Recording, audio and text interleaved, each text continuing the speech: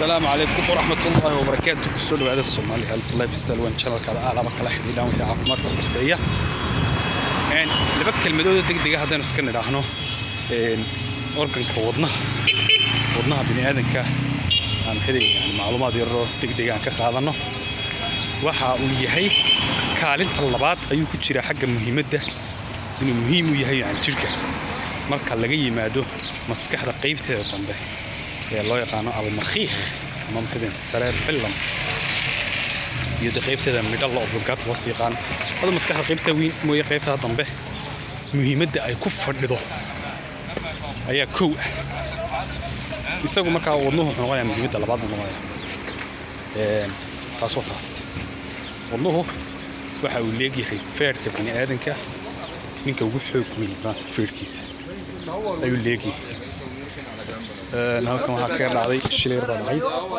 aan baaga isku laynaya wada qarkiisanay in laba gaari sir hirdiyeen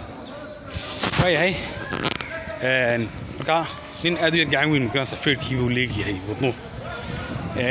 waxa uu ka kooban yahay afar kiish oo yar oo labada sare iyo labada hoose marka la soo eego labada sare ay yar yihiin wayahay labada sare waxa la yiraahdaa right atrium iyo left atrium oo laba kiish oo yar roosar sare weey laba kiish oo hoose oo in yar ka yar waaweyn ayaa jira oo mid kasta midka kale koos beegan tahay oo loo yaqaano right iyo left ventricle waxa ay ventricle-kaas maxay yihiin meesha uu dhiiggu ku shubmo ee wadnuhu marka uu magaraasay bam garaynayo ama sida maxay u toojinayo meesha uu dhiigga ka soo saaro waa labada ventricle wayahay labada atria waxa iyagu maxay qaabilsan yihiin inay dhiigga soo noqonaya ee dhiigga jirka ku soo noqonaya ee magaraasay marka jirka oo dhan laga soo ururiyo dhiigga halka laga soo celinayo magaraasay wadnaha waa labada atria way atriada marka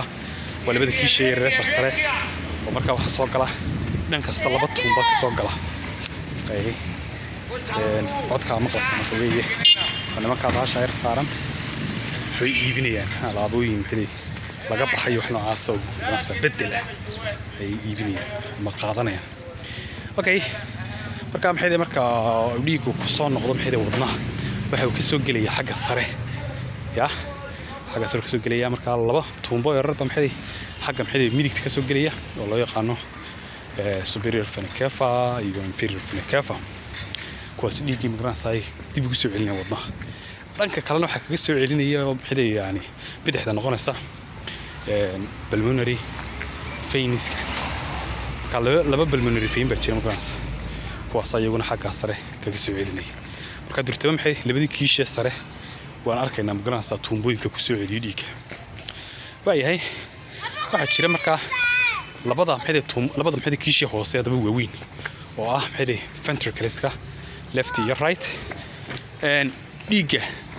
way bitaaciyaan markuu saamaxay wadnuhu magaraasay contraction u sameeyo ama push ila martay ayay dhiigga dibadda u saaraan marka laba gar oo waaweyn ama laba artery oo waaweyn baa ka baxaya oo jirka qaybaha kala duwan magaraasay gaarsiinaya wayahay dhanka hadaba bidixda waxa u baxa ka loo yaqaano aortaas waxa ka soo baxaya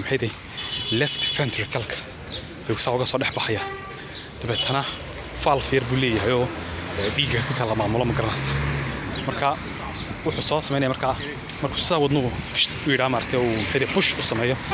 dhiigga uu qaadaya aorta uu raacinaya aortaas marka